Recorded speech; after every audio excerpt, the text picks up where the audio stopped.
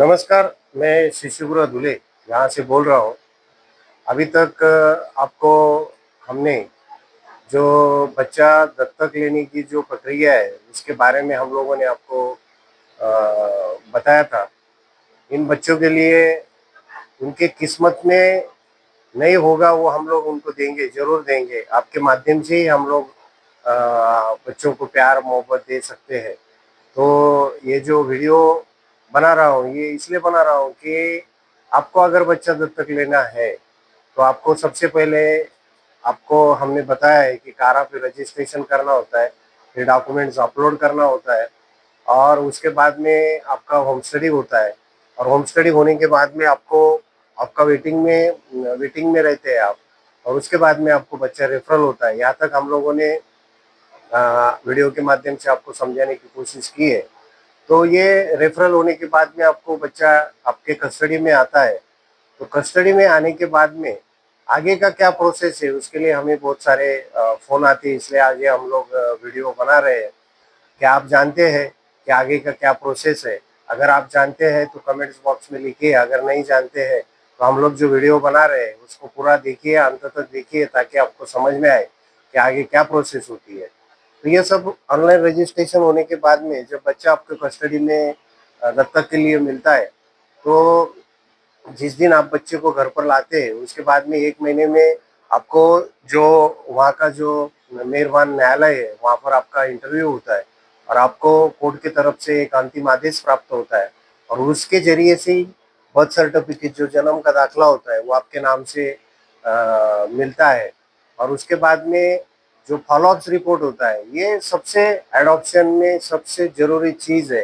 ये जो follow-ups report जो बनाते हैं, ये जो संस्था होती है, ये जब आपका बच्चा आपके घर पर आने के बाद में 2 साल तक आपके लिए वो फ़ॉलो-अप्स रिपोर्ट बहुत ज़रूरी है, क्योंकि जो संस्था है वो हर 6 महीने आपके घर पर 2 साल तक आती है और उसको आपका जो विज़िट होता है उसको फ़ॉलो-अप्स कहते हैं। और ये फ़ॉलो-अप्स रिपोर्ट में आप बच्चा घर पर आने के बाद में कई फैमिली जो है वो थोड़ा उसको उसके ऊपर नेगलेक्ट कर देती है कि चलो ठीक है, होगा आज नहीं तो कल होगा, हम लोग करेंगे। ऐसा नहीं होता है। अगर आप पर 6 महीने के बाद में, हर 6 महीने के बाद में अगर आप एडॉप्स फ़ॉलो-अप्स रिपोर्ट कंप्लीट करते हैं, तो उसके ज़रिए आपको ये पता चलता है, क्योंकि जो संस्था जो होती है, उनको बहुत सारा एक्सपीरियंस होता है इसकी चीज़ के बारे में कि बच्चे को कैसा आपको हैंडल करना होता है। आपको बच्चे को भविष्य में आपको बच्चा जो है उसको कैसी किस तरह के एजुकेशन और उसको आपके घर में रखा जा सकता है, इसके बारे में जो है वो जो सामाजिक कार्यकर्ता है, जो सोशल वर्कर है, आपको वो डिटेल्स में सारी बातें आपको बताने की कोशिश करता है। तो ये जो सिर्फ़ दत्तक लिया, दत्तक लेने के बाद में अपना बर्थ सर्टिफ़िकेट बन गया, आपके नाम पर आपका बच्चा हो गया, इसके बाद में चलो ठीक है, हो गया, अब देखेंगे, बाद में देखेंगे। ये चीज़ें आपने नहीं करनी चाहिए, क्योंकि फ़ॉलो-अप्स रिपोर्ट ऐसी चीज़ है, उसके ज़रिए आपको आपको पता चलता है कि बच्चे की देखभाल कैसे की जाए, उसके आगे की परवरिश कैसे की जाए, उसको एजुकेशन या मेडिकली उसको कैसी सुविधा आपकी तरफ से दी जाए। ये सब जो बातें होती है, ये आपके फ़ॉलो-अप्स रिपोर्ट में ही आपको समझ में आती है।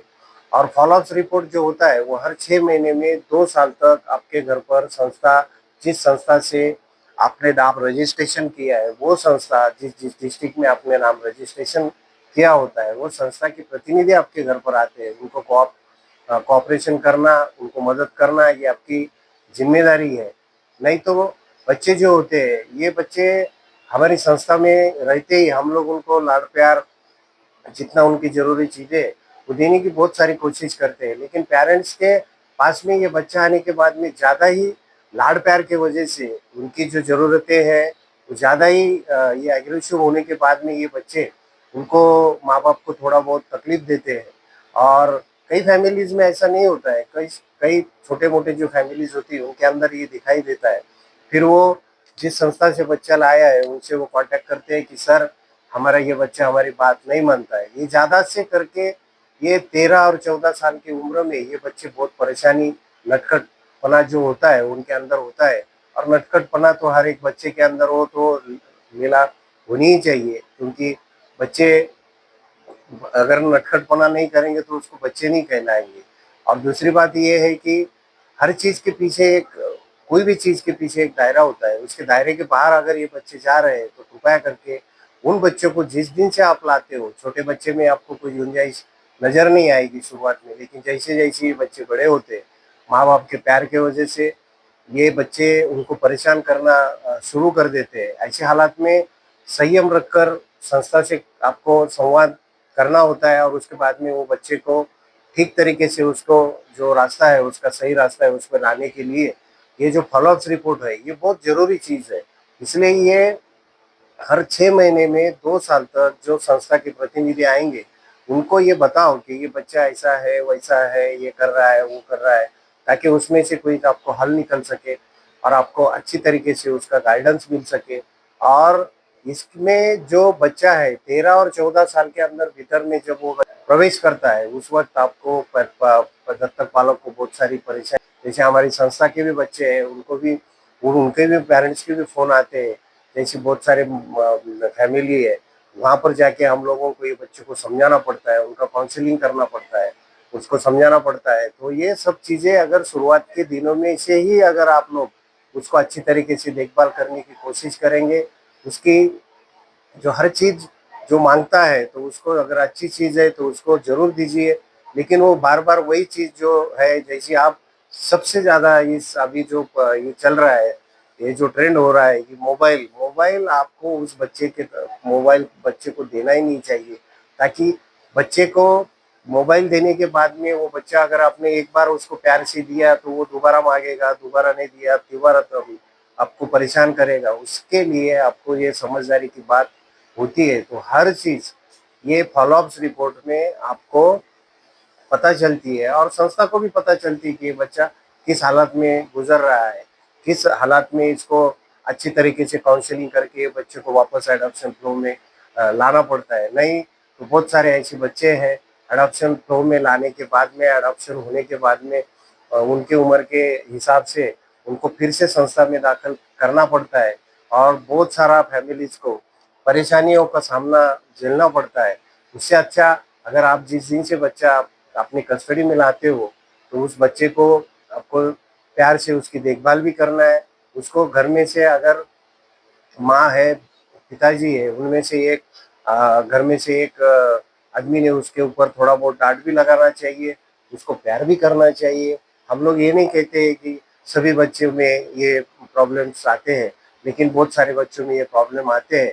आज हमारा वीडियो बनाने का पीछे का मकसद यही है कि दत्तक पालक जो भी है, उनको ये फ़ॉलो-अप्स रिपोर्ट कंप्लीट कर लेना, ये बहुत ज़रूरी चीज़ है। कई पेरेंट्स उसको छोड़ देते हैं, देखते हैं, करते हैं, फिर बाद में जैसे-जैसे बच्चा बड़ा होता है, फिर ये परेशानियों का सामना आपको करना होता है। फिर ये अगर आपको टालना है, तो कृपया करके फ़ॉलो-अप्स रिपोर्ट जो होता है, वो फ़ॉलो-अप्स रिपोर्ट आपको जल्दी से जल्दी हर 6 महीने में उसको बनाने की कोशिश कीजिए। संस्था के साथ में आपका संवाद रखिए और ये सब चीज़ें ज़रूरत के हिसाब से अगर होती है, तो आपको भविष्य में कोई भी चिंता करने की ज़रूरत नहीं होगी। इसलिए आज ये हम ये वीडियो बना रहे हैं। तो आपने ये अंत तक वीडियो देखा होगा। आपके लिए बहुत ये ज़रूरी टिप्स है, ऐसी मैं टिप्स आपके लिए लेके आते जाऊँगा। तो ये आपने सुना, इसके लिए मैं आपसे आपका शुक्रगुज़ार हूँ। अगर वीडियो आपको अच्छी लगी, तो कृपया करके जितने एडॉप्टिव पेरेंट्स आपके संपर्क में होंगे, उनके लिए आप ये वीडियोस प्लीज़ करके शेयर कीजिए, लाइक कीजिए और सब्सक्राइब कीजिए। धन्यवाद।